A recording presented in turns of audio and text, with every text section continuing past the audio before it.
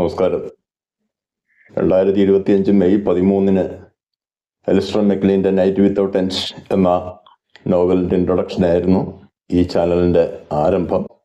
1ാം വാർഷികത്തിൽ, അതായത് കഴിഞ്ഞ മെയ് 13 മെക്ലീൻ്റെ തന്നെ ഒരു നോവൽ ചെയ്യണമെന്ന് വിചാരിച്ചിരുന്നതാണ്. പക്ഷേ നമ്മൾ വിചാരിക്കുന്ന പോലെയൊന്നും അല്ല പലപ്പോഴും നടക്കുന്നതെന്നാണല്ലോ കവിവാക്യം. ഒന്നു നിനയ്ക്കും മറ്റൊന്നാകും, ഒന്നു നിനയ്ക്കും മറ്റൊന്നാകും. ഇടയിലൊരു യാത്ര വന്നു. അങ്ങനെ ഇതിനു മുമ്പ് ചെയ്തുകൊണ്ടിരുന്ന novel 20,000 leagues under the sea എന്ന നോവലിൻ്റെ ലാസ്റ്റ് പാർട്ട് അപ്ലോഡ് ചെയ്യാൻ ഒരാഴ്ച വൈകി. പിന്നീട് അത് കഴിഞ്ഞ് എൻ്റെ മകൻ ഇവിടുത്തെ യൂണിഫോം അഴിച്ചു വെച്ച്, ഞാൻ യൂണിഫോമിലായിരുന്നു വന്നിരുന്നുവെങ്കിൽ ദുബായ്ക്ക് യാത്രയാവുന്നു. അതിൻ്റെ കുറച്ച് അറേഞ്ച്മെൻറ്റ്സൊക്കെ ആയി വീണ്ടും കുറേ വൈകി. ഇന്ന് മുതൽ അലിസ്റ്റർ മെക്ലീൻ്റെ സൗത്ത് ബൈ ജാവ ഹെഡ് എന്ന നോവൽ ആരംഭിക്കുകയാണ്. 2ാം ലോക മഹായുദ്ധ കാലത്തെ ലോകം മുഴുവൻ ഞെട്ടിത്തെറിച്ച, ലോകം മുഴുവൻ അത്ഭുതത്തോടെ കണ്ട ഒരു സംഭവമാണ് ഈ നോവലിൻ്റെ ഇതിവൃത്തം. അതായത് അന്നേ വരെ ലോകത്ത് ഒരു അജയ്യ സൈനിക ശക്തിയായിട്ട് നിലനിന്നിരുന്ന ബ്രിട്ടൻ, സൗത്ത് ഈസ്റ്റ് ഏഷ്യൻ രാജ്യങ്ങളായ സിംഗപ്പൂർ, മലേഷ്യ, ഇന്തോനേഷ്യ എന്നീ രാജ്യങ്ങളെല്ലാം അടക്കി ഭരിച്ചിരുന്ന ബ്രിട്ടൻ ജപ്പാൻ എന്ന മറ്റൊരു ശക്തിക്ക് മുന്നിൽ കീഴടങ്ങുന്നു. അതുവരെ ആർക്കും ചിന്തിക്കാൻ പോലും കഴിയാത്തൊരു കാര്യം. സൂര്യൻ അസ്തമിക്കാത്ത നാട് ഉദയസൂര്യന്റെ നാടിന്റെ മുന്നിൽ കീഴടങ്ങുന്ന ഒരവസ്ഥ.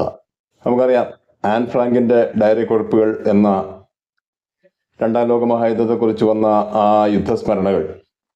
അതിൽ അന്ന് ഒരു ബാലികയായിരുന്ന ആൻ ഫ്രാങ്ക് ചിന്തിക്കുന്ന ഒരു കാര്യമാണ്, ബ്രിട്ടൻ എന്തുകൊണ്ട് ജർമ്മനിയെ തോൽപ്പിക്കുന്നില്ല?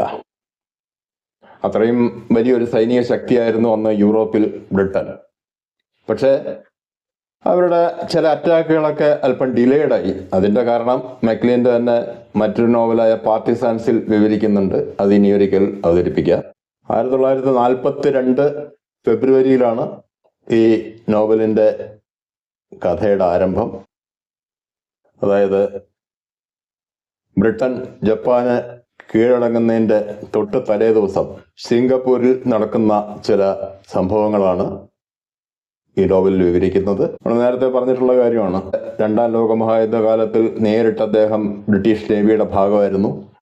ആ അനുഭവങ്ങളും പിന്നെ അദ്ദേഹത്തിൻ്റെ കുറച്ച് ഭാവനയും ചേർന്ന ഒരു അതിഗംഭീര നോവൽ നാളെ മുതൽ ആരംഭിക്കുന്നതാണ്. ഒരു കാര്യം പറയാൻ വിട്ടുപോയി. 1955 മെക്ലീൻ്റെ ഫസ്റ്റ് നോവൽ HMS യുളിസിസ് പബ്ലിഷ് ചെയ്യപ്പെടുന്നത്.